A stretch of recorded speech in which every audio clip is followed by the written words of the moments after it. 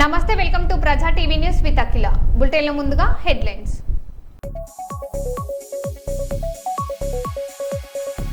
సూర్యాపేటలో ఘోర రోడ్డు ప్రమాదం, బస్ కంటైనర్ ఢీ, 5 మృతి.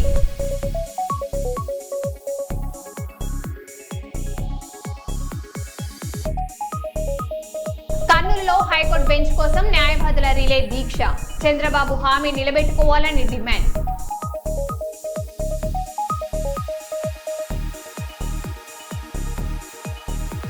హనుమకొండలో భారీ గంజాయి స్మగ్లింగ్ గుట్టురట్టు, 251 కిలోల గంజాయి స్వాధీనం, అంతరాష్ట్ర స్మగ్లర్ అరెస్ట్. పెందుర్తి కూటమిలో విభేదాలు, నేతలకు MLA Panchakarla Ramesh Babu strong warning.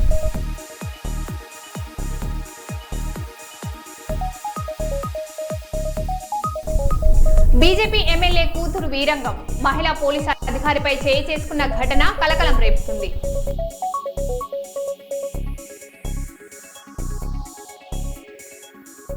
ఇక వివరాల్లోకి వెళ్తే, మిలాద్ ఉన్ నబీ పండుగ సందర్భంగా గోదావరికని గాంధీనగర్లో తంజిమ్ అహ్లే సున్నత్ వల్ జమాత్ కమిటీ ఆధ్వర్యంలో ఘనంగా ఊరేగింపు నిర్వహించారు. నూరాని మద్దార్సా నుంచి ప్రారంభమైన ఈ ర్యాలీ ప్రధాన వీధుల మీదుగా చౌరస్తాకు చేరుకుంది. ప్రవక్త మహమ్మద్ చూసిన ఐకమత్యం, సోదర భావం, శాంతి మార్గంలో ప్రతి ఒక్కరూ నడవాలని నాయకులు పిలుపునిచ్చారు. అనంతరం చౌరస్తాలో అన్నదాన కార్యక్రమం నిర్వహించారు.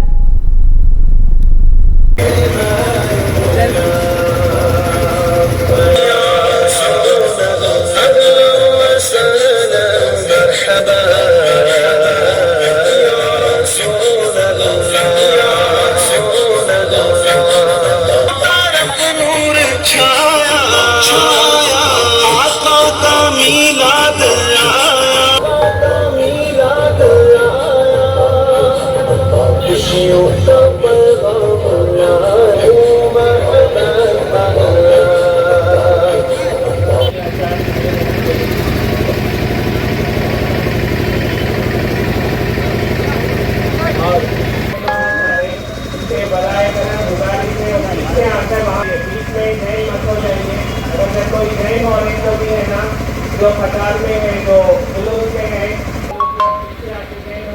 से रहना चाहिए, जुलूस से जाना कहीं का 2 कदम देखो भैया,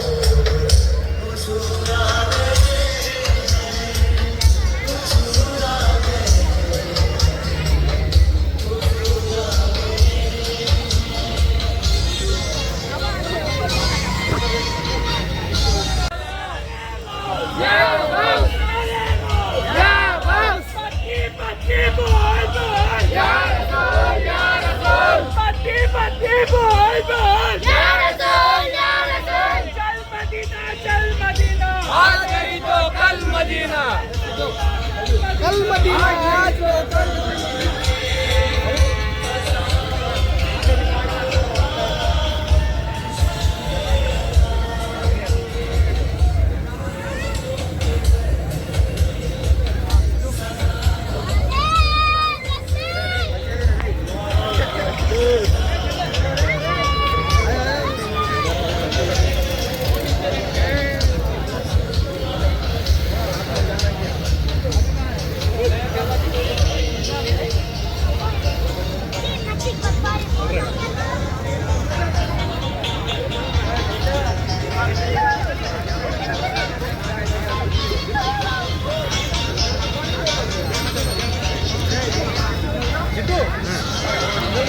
आया आया हाँ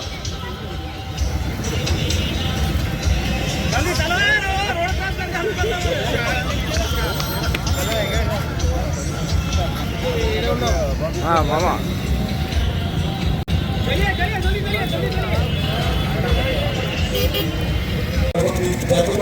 महाप्रवक्ता अंतिम देव प्रवक्ता मोहम्मद मुस्तफा सल्लल्लाहु अलैहि वसल्लम వారు సమస్త మానవాళికి శాంతి ప్రదాతగా ఈ యొక్క ప్రపంచంలో రావడం జరిగింది.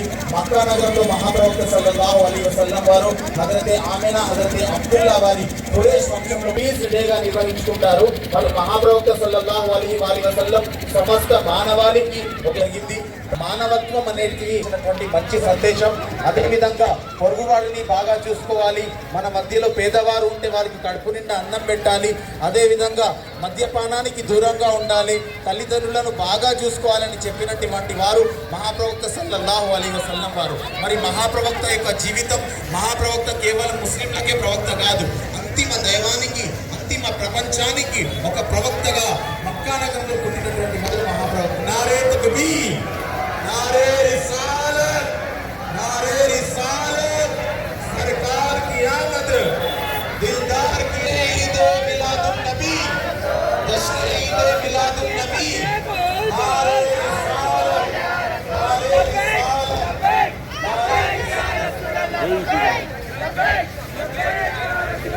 అన్నాను పెట్టగాను దాదా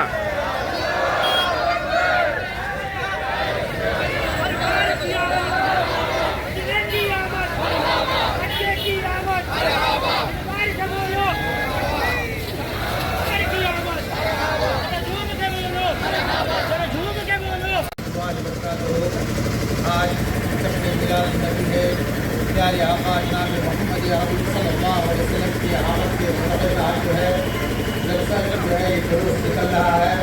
इंशाअल्लाह हमारा और आपका सबका इकट्ठा होना जल्दी अता फरमाए और इसी जुलूस के सदक़े जो है अल्लाह तबारक व तआला हम लोगों को खिलाओ।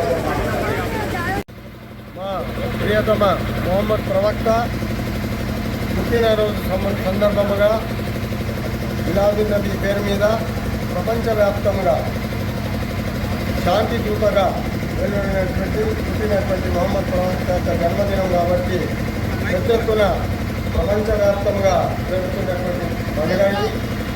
మొహమ్మద్ ప్రవక్త అల్లా యొక్క ఆదేశాల మేరకు పూర్తి సృష్టి లోపల మానవ జాతీయ కాకుండా సంబంధిత అన్ని రకాల వారికి ఒక దూతగా మరి వారు ఇచ్చినటువంటి సందేశంలో ప్రత్యేకమైనటువంటిది ఏంటంటే పీస్, ప్రేమ, ఆప్యాయత అందరినీ కూడా ఒకే రకముగా చూసేటువంటి భావనను తీసుకొని వారు రావడం జరిగింది.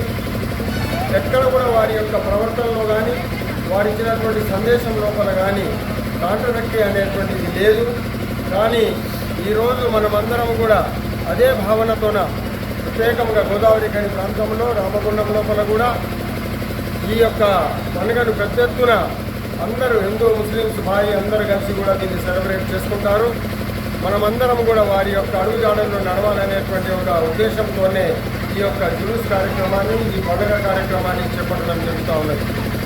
ఈరోజు జరుగుతున్నటువంటి ప్రపంచవ్యాప్తముగా అలజడులు కానీ భేదాభిప్రాయాలు కానీ దానన్నిటి కూడా విరుద్ధముగా వారు ఇచ్చినటువంటి సందేశాన్ని అందరూ భాయి అనేటువంటి యొక్క సందేశంతోనే ఈ యొక్క జులూస్ యొక్క కార్యక్రమము ఇక్కడ నుంచి మా యొక్క సున్నతుల్ జమాత్ యొక్క ప్రముఖులందరూ కలిసి దీన్ని ప్రారంభిస్తున్నారు.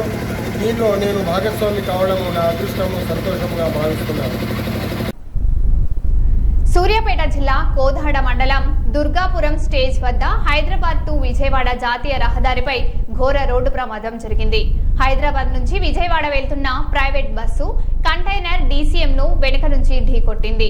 బస్సులో సుమారు 42 మంది ఉన్నట్లు సమాచారం. ఈ ప్రమాదంలో 5 మృతి చెందినట్లు స్థానికులు చెబుతున్నారు. మృతుల సంఖ్య మరింత పెరిగే అవకాశం ఉంది. పోలీసులు, సహాయక సిబ్బంది ఘటనా స్థలానికి చేరుకొని సహాయక చర్యలు చేపట్టారు.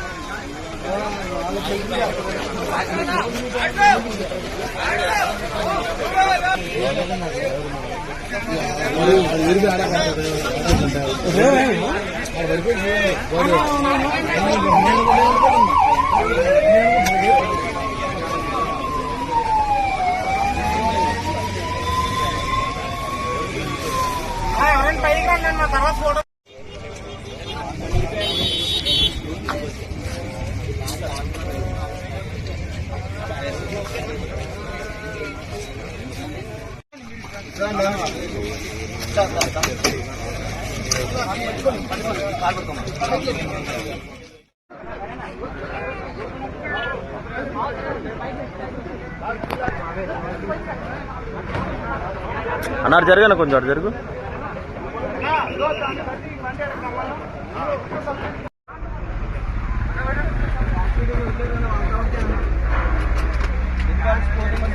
అన్న ఈ సీట్ మధ్య ఉన్నారా? ఈ సీట్ల మధ్య ఉన్నారా? ఓకే. రాఖీ పండగ వేళ చెల్లెలిని కలిసేందుకు వెళ్తున్న ఓ వ్యక్తి ఘోర బస్సు ప్రమాదం నుంచి త్రుటిలో ప్రాణాలతో బయటపడ్డాడు. బస్సు బయలుదేరిన 15 నిమిషాలకే ప్రమాదం జరగగా ఇనుప రాడ్ ముఖానికి సమీపంలోనే ఆగడంతో పెను ప్రమాదం తప్పింది. వెనుక సీట్లో కూర్చోవడం వల్లే తాను సురక్షితంగా బయటపడ్డానని, చెల్లెలి ప్రేమ తనను కాపాడిందంటూ ఆ ప్రయాణికుడు భావోద్వేగానికి గురయ్యాడు. నా పేరు వంశీ అన్న. హైదరాబాద్ నుంచి హనుమాన్ జంక్షన్ వెళ్తున్నాను. రాఖీ కోసం చెల్లి దగ్గరికి వెళ్తున్నాను. Private employee. ఎట్లా అనేది నాకు ఎగ్జాక్ట్గా తెలియదు. నేను అప్పుడు నిద్రలో ఉన్నాను. సడన్గా పోల్ వచ్చి నా ఫ్రంట్లో ఆగి ముందు నేను బస్కి వెనక నుంచి ఒక 5 సీట్స్లో వెనకకున్నాను. ముందున్న సీట్స్ నుంచి పోల్ వచ్చేసి నా ముఖం దగ్గర ఆగింది.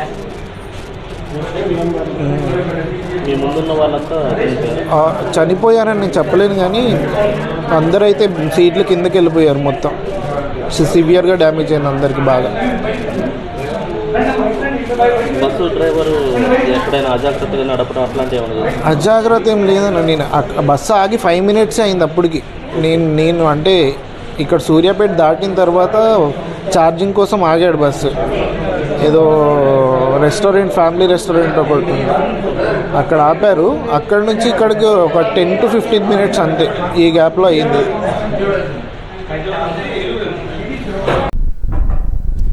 మంచిర్యాల జిల్లా ప్రభుత్వ ఆసుపత్రిని బీజేపీ రాష్ట్ర ఉపాధ్యక్షులు రఘునాథ్ వెరబెల్లి బీజేపీ శ్రేణులతో కలిసి పరిశీలించారు.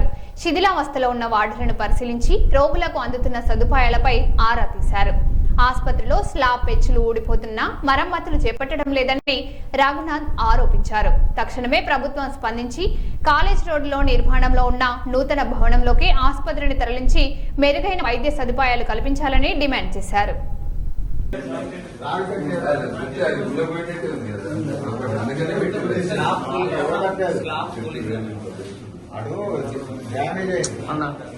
స్లాబ్ కూలేటట్టు పని చేసి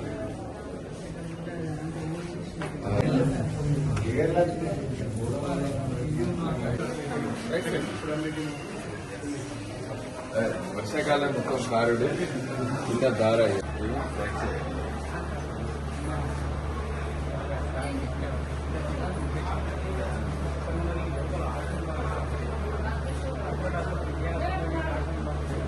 ఆయుష్మాన్ భారత్ తెలంగాణలో అమలు చేస్తలేదు. లేదు, చాలా ఆసుపత్రులు తీసుకుంటలేదు. ఎందుకంటే గతంలో ఆరోగ్యశ్రీ పైసలు రాలేవాళ్ళు, వాళ్ళ గవర్నమెంట్ ఇస్తుందో లేదో అని దేశం అంతటి ఉన్నది. మన తెలంగాణలో ఇస్తారో ఇయ్యరో అని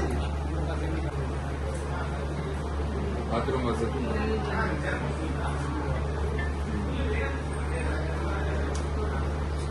స్టాఫ్ ఉన్నారా? స్టాఫ్ వచ్చిపోతుంది.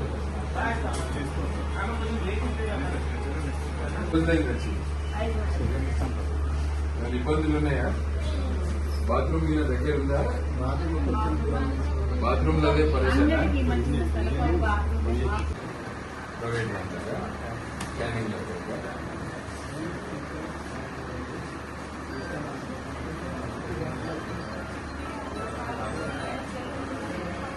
డిజైన్ స్కానింగ్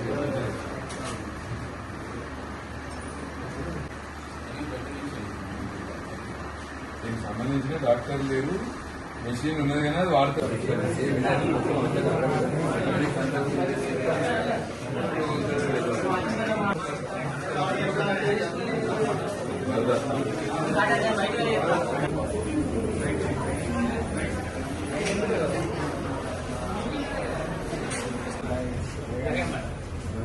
ఫ్రాక్చర్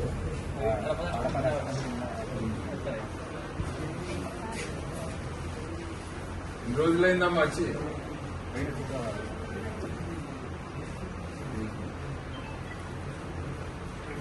ఉన్నది ఇక్కడ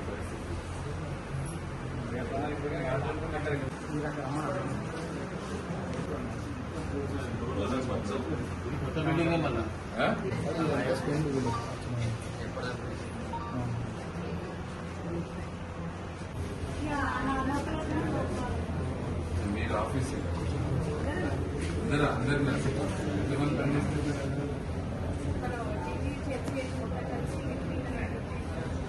ఇక్కడ నుంచి మన ఏదైతే అక్కడ గోదావరి దగ్గర మాతా శిశు ఉంది, నుంచి అటు నుంచి ప్లేసెస్ వేరే సర్జన్స్ ఇవాళ కూడా వచ్చింది పెద్ద పేపర్లా.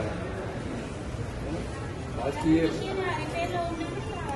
ఆప్టోమెట్రీ ఒక సింగిల్ సర్జరీ కూడా చేయలేదు లాస్ట్ 1 year. అంటే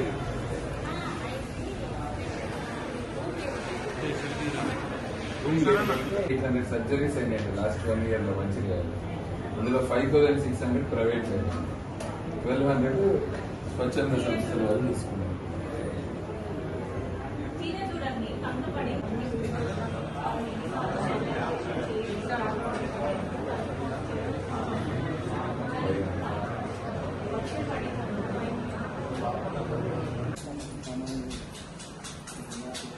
ఈ గ్రీన్ ఎందుకు పెట్టినా పడుతుందా?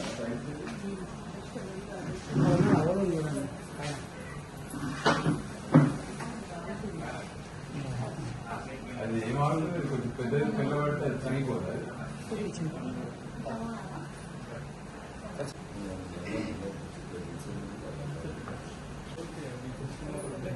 పేషెంట్ మీద పడద్దని పేషెంట్ సేఫ్టీ కొరకు పెట్టింది కదా. ఈ పరిస్థితి ఉన్నది. గ్రీన్ కలర్ మెష్ కట్టి మీరు ఈరోజు మా బీజేపీ ఆధ్వర్యంలో మంచిర్యాల ప్రభుత్వ హాస్పిటల్ ఒకసారి విజిట్ చేయడం జరిగింది.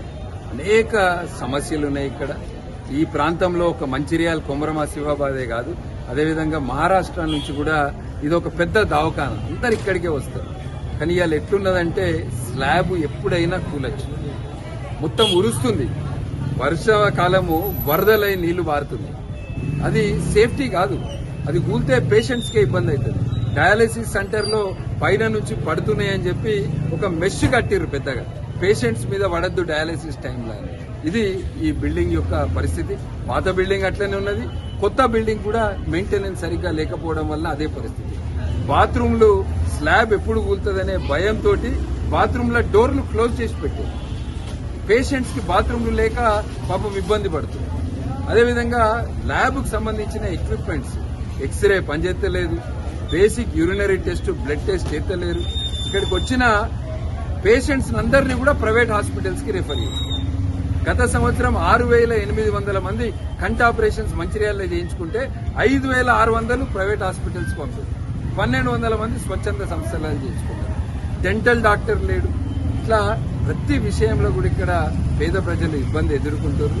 ఏదైతే మంచిర్యాలలో కొత్తగా కాలేజ్ రోడ్ల హాస్పిటల్ కట్టారో దాన్ని వెంటనే ప్రారంభించాలి. అది కట్టి ఇప్పటికి చాలా రోజులైంది. ఈ హాస్పిటల్లో కూడా దీనికి కావాల్సిన మరమ్మతులు చేపట్టాలి. కావాల్సిన ఎక్విప్మెంట్, ల్యాబ్ ఎక్విప్మెంట్ ఇవ్వాలి. వెంటనే వీళ్ళకి కావాల్సిన డాక్టర్లు సరిపోయేంత డెంటిస్ట్ కావచ్చు, ఆప్టోమెట్రిస్ట్ కావచ్చు, అదేవిధంగా డయాలసిస్ కావచ్చు, ఈ డాక్టర్లందరినీ కూడా వెంటనే అందించాలి. ఎందుకంటే పేద ప్రజలకు కావాల్సింది మెరుగైన వైద్యం. ఇలా రాష్ట్ర ప్రభుత్వము మెరుగైన వైద్యం అందించడంలో పూర్తిగా విఫలమైంది. పోనీ కేంద్ర ప్రభుత్వం నరేంద్ర మోదీ గారు పెట్టిన ఆయుష్మాన్ భారత్ ని పూర్తిగా అమలు చేసినా ఇలా ప్రైవేట్ హాస్పిటల్స్లకు పోయి ఇదే పేద ప్రజలు సంవత్సరానికి 5 లక్షల రూపాయల ట్రీట్మెంట్ ఫ్రీగా తీసుకోవచ్చు. అటు ఆయుష్మాన్ భారత్ లేదు, ఇటు ప్రభుత్వ హాస్పిటళ్లలో కనీస మౌలిక వసతులు లేకపోవడం వల్ల పేద ప్రజలు ఇబ్బంది ఎదుర్కొంటారు. వెంటనే ఆ కొత్త హాస్పిటల్ని ప్రారంభించాలి. దీంట్లో కూడా సరిపోయే ఎక్విప్మెంట్ అన్ని కూడా సరిపోయేంత మంది స్టాఫ్, ముఖ్యంగా కొత్తవి కట్టడం కాదు, ఉన్న హాస్పిటల్స్ లో స్టాఫ్ చక్కగా ఉన్నారా అని చూసుకోవాలి. వీటన్నిటిని కూడా వెంటనే ప్రభుత్వం దృష్టి పెట్టి వీటన్నిటిని కూడా ఈ సమస్యలన్నింటినీ పరిష్కరించాలని మేము భారతీయ జనతా పార్టీ తరఫున డిమాండ్ చేస్తాం. రాజస్థాన్లోని శ్రీ గంగానగర్ లో ఎలక్ట్రిక్ స్కూటర్ ఒక్కసారిగా పేలిపోయింది. స్కూటర్ నుంచి పొగ రావడంతో మరో స్కూటర్ పై ఉన్న బాలుడు తన స్నేహితుడిని అప్రమత్తం చేశాడు. అతడు స్కూటర్ నుంచి దిగిన క్షణాల్లోనే భారీగా మంటలు చెలరేగి పేలుడు సంభవించింది.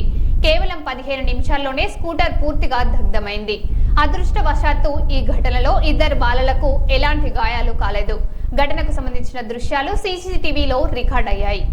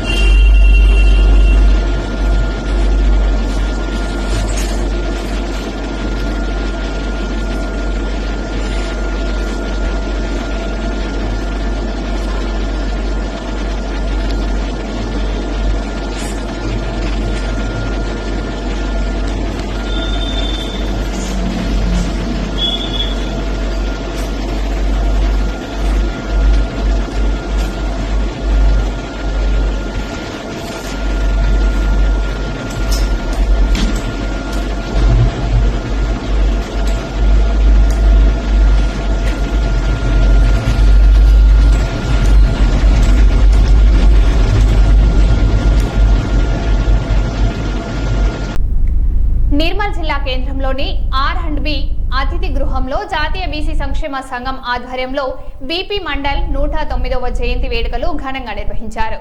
బీపీ మండల్ చిత్రపటానికి నాయకులు పూలమాలలు వేసి నివాళులర్పించారు. బీసీలకు సామాజిక న్యాయం, విద్య, ఉద్యోగ రంగాల్లో సమాన అవకాశాల కోసం ఆయన చేసిన కృషి చిరస్మరణీయమని పేర్కొన్నారు. జనాభా ప్రాతిపదికన బీసీలకు న్యాయమైన వాటా, హక్కులు సాధించే వరకు ఉద్యమం కొనసాగిస్తామని నాయకులు తెలిపారు.